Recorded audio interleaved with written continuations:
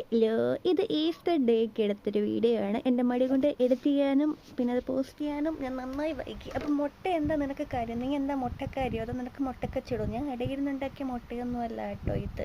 അതിനിടയിൽ ഇത് ഐസ്ക്രീം വന്നു. നൊസ്റ്റു എനിക്ക് പിന്നെ എന്താ എനിക്ക് പിന്നെ എന്ത് സാധനം കിട്ടിയാലും അത് രണ്ടെണ്ണം വേണം. അത് ഭയങ്കര ശീലിച്ചു പോയ കാര്യമാണ്. അപ്പോൾ പിന്നെ ഞാൻ ഐസ്ക്രീം രണ്ടെണ്ണം വാങ്ങിച്ച് മാക്ക് തിന്നു. ആർക്കും കൊടുത്തില്ല.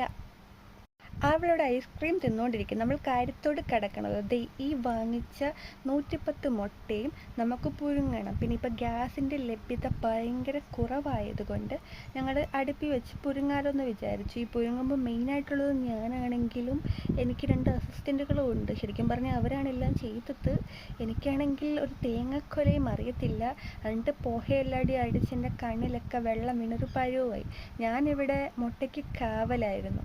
ഇതാണോ ഇത്ര വലിയ പണിയെന്നൊക്കെ ചോദിച്ചാൽ മുട്ട പുഴുങ്ങൽ ഈസ് എ സിമ്പിൾ പ്രോസസ്സ്. പക്ഷേ ഇതിൻ്റെ പിന്നിൽ ഞങ്ങളുടെ ഒരു 3-4 മണിക്കൂറത്തെ ഹാർഡ് വർക്ക് കൂടി ഉണ്ടായിരുന്നു.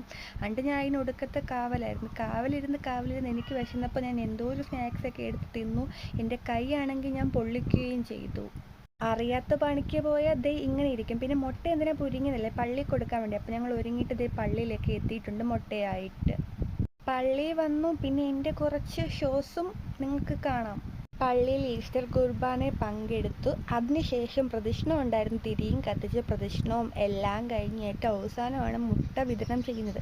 അപ്പോൾ കൂട്ടത്തിൽ നിന്ന് പൊട്ടാത്തത് നോക്കി തപ്പി വലിഞ്ഞെടുത്തു. പിന്നെ മുട്ട പൊട്ടാതിരിക്കാൻ വേണ്ടി ഞാനിട്ട മുട്ടയല്ല. മുട്ട പൊട്ടിയല്ലോ എന്ന് പറയുന്നത് പുഴുങ്ങിയ മുട്ട പിന്നെ തോട് കളയാതെ തോടോടാണോ നിങ്ങൾ കഴിക്കുന്നത് എനിക്ക് സംശയം. Okay, by.